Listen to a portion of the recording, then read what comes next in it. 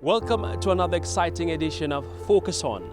This week we come to you from South Sudan, the capital, Juba. A country that has endured years of civil strife is rising from the ashes, rebuilding its various sectors. Among key sectors is the petroleum industry. And now we want to bring you an interesting conversation with the managing director of Nile Petroleum, a company that is continuing to make forays in Eastern and Southern Africa. Here's more. Welcome to CNBC Africa. Such an honor and a pleasure to speak with you, Engineer Bernard McCain, here from Juba. First time for us as CNBC Africa, and we are delighted to be speaking with you. A big event is coming up in terms of you opening up your new offices and, of course, tracing the journey in terms of the oil production for South Sudan. Let's just begin by you giving us a quick update in terms of what should we expect. Thank you, CNBC, for hosting me, and welcome to South Sudan. This is a very exciting moment as a country and as a Nile Pet, which is the national oil company. We are very excited to have you and also to have everyone. South Sudan is not necessarily a war conflict zone. What is being said out there or being written about this country, we want to prove the world maybe not very wrong, but to actually put some narrative to who we are as a country as well as a national oil company. We expect to have a lot of turnout from obviously the staff of Nile Pet are also very excited. South Sudanese citizens are also very excited, and obviously the leadership of this country are also very, very excited. But it's good to underscore that South Sudan and South Africa, we share a lot of things in common. You came out through the apartheid system, and you had your independent free society, democracy. We came out of 21 plus of civil war, and obviously we share a lot of a lot of history together. It's also good to bring to the audience that your local audience back home, that South Sudan is as great as can be, and as peaceful as any other country. Yes, there are problems here and there, but as a corporation, we want to change the narrative. We want to, showcase to the African countries that we are one of the oil-producing nation. We are open for investment. We're open for partnership. We are open for joint ventures with South African companies, especially in different areas. Mining is one of them. Agriculture is another. Upstream operation, downstream operation.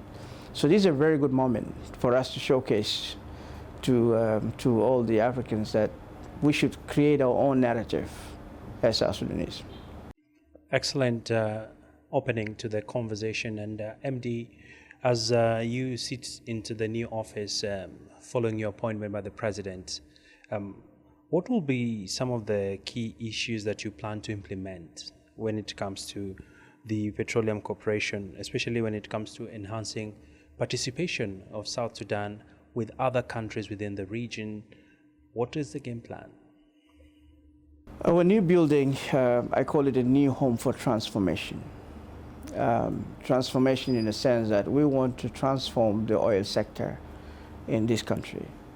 And by transforming the oil sector, we have to transform the mindset of our staff to basically be productive, be very effective and efficient in terms of how do we operate as a business. Of course, there's a lot of things to learn from our counterparts, but the number one joy is to have a new home where we can put in place a transformation agenda. Now, what do I need to do and what do I need to achieve? Having a building is one step in the right direction. The second step is how do I then create a lot of opportunities for partnership in terms of construction of a refinery. You know, as I said, South Africa and South Sudan shares a lot of things in common. You have refineries, but you don't have the oil. We have the oil, but we don't have the refinery. So how do we then collaborate and making sure that we benefit from you, you benefit from us? And that's basically what I said, that we need to create an African solution for African problems. And one of the problems we have is we have to prioritize to have local products in the continent and be able to export to other parts. In my case, market is not a problem if I have to have a refinery today. I have Kenya is my next door neighbor. Congo is our next door neighbor. We also have Ethiopia, Khartoum, and so forth. So there is a market already. With the products such as a HFO, which is a heavy fuel oil, so, you know, South Africa is in very high demand of that product. And we have one of the best high quality HFO with a low content of sulfur. So ultimately, this is an opportunity for me to put a mechanism in place to ensure that refinery becomes a top priority in my new home of transformation. And with your extensive experience, MD, in both Nile Petroleum Operating Company and South Petroleum Operating Company, how do you intend to leverage this background to address the challenges and opportunities facing Nile Pet, particularly in terms of exploration, production, as well as workforce development? Thank you for this question. Not only do I have extensive working experience locally, I also worked around the world quite a bit. I was, you know, based in Australia, where I got strong values of, you know, hard work, so you get equal pay for equal work, and be able to deliver with integrity and moral, you know, ground. Obviously, my biggest advantage, I know the ABC of South Sudan oil and gas industry. I know the weaknesses. I know where to fix it and how to fix it. The experience that I acquired in Nile Petroleum, South Petroleum, as you mentioned, and Nile Pet, positioned me globally and obviously regionally to transform the sector by doing the following. One is to build a capacity for tomorrow. We have to have a local homegrown talent that are able to take over should a foreign partner decide to leave one day. Secondly, we have to focus very much on the upstream operation. And you know, upstream is where the money is. We have to participate in oil field services. We have to focus more in drilling services. We have to focus on exploring technologies that would actually increase production. With the expiry of the oil production agreement coming to expiry, of course, partners are shrinking back in putting more investment. So we need to step in and lead as a national oil company, because there's no any other way that you could actually increase your production unless you put in money as a national oil company, go into projects that enhance production, build capacity that will be able to drive this. So my biggest goal is to reach out to countries like South Africa, for example, Petro SA, reach out to CNPC, reach out to all other global players like Angola, you know, Uganda, Nigeria, you know, and so forth, to be able to borrow and learn from their experiences and try to emulate that in order to improve and enhance oil production. Finally, the issues that we have in South Sudan oil and gas industry is obviously, you know, we inherited a lot of agreements and of course the same contractors from the north. So, and the facilities and the chemicals and technologies that are used at the moment could not be relevant to the current oil fields. So which means we have to come up with alternative technology that will actually enhance production, such as EOR and IOR. Yeah. And this is where the central focus of Nile Petroleum comes in. On the other hand, we have to work more in venturing into studies. We have companies like Schlumberger can actually help us to run some studies, and that's how we can, you know, move in the direction of becoming an operator one day. As we draw to the near end of this conversation, just recently we saw President Salva Kiir taking over the chairmanship of the East Africa Community. And as a country, the petroleum sector is one of the areas that you have been looking to position to change the landscape and the economics around how the country can grow other sectors. And from where you sit, what are some of the key immediate low-hanging fruits when it comes to the region where you see synergies? We do know there is LAPSET going on in Kenya. South Africa is also doing quite a bit, and there's also the AFCFTA. It's a very wonderful question. It's very important that African leaders are beginning to realize how crucial South Sudan is and how important President Kiir is. You know, President Kiir is one of those leaders that have very unique quality of leadership.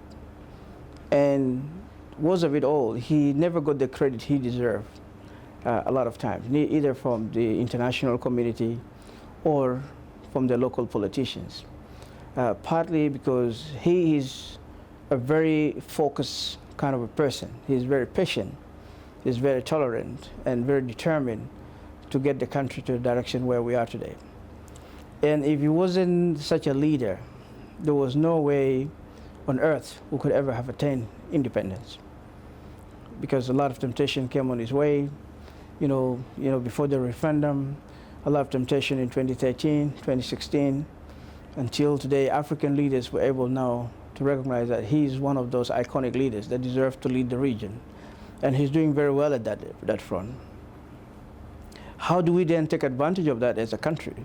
Is to position ourselves or to align our goals towards reaching out to the region. By, first of all, we are the leading oil producing country in East Africa. Meaning if I have a refinery today, all my petrochemicals products, my next market will be my African countries, where my president is the leader currently. If I want to reach out to South Africa, for example, in mining sector, this is an opportunity. Agro-business, we're also venturing into that. These are the areas where we'll have to learn from our neighbors in terms of getting technology in for agriculture, for mining, exploration, for production, and so forth. So there's a lot for us to take advantage of during the reign of President Kiir in leading the East African nation. And in closing, where do you see Nile Pet as a key player in the region? And of course, what's your message to investors ahead of the Petroleum National Oil Forum that eventually you plan to host? Nile Pet is going to lead. We have to lead as a national oil company in the coming event in June. Being the major leader of oil production, or the main producing country in East Africa, and number 3 in Africa, because a lot of people don't know that South Sudan is number 3 largest oil producing country in Africa. And we are going to make sure all our local companies, including my subsidiary, will have to participate actively to reach out to opportunities that are out there. Already anyone who is interested also to invest in Nile Pet is very welcome. I have a subsidiary for mining, I've got a subsidiary for agriculture, I've got a subsidiary for energy insurance, and minus all the other opportunities, upstream operation. For example, I have a drilling subsidiary that's focusing more on upstream drilling for service rigs, workover rigs, and drilling rigs. So there's a whole opportunity to be showcased by Nile Petroleum in the upcoming event.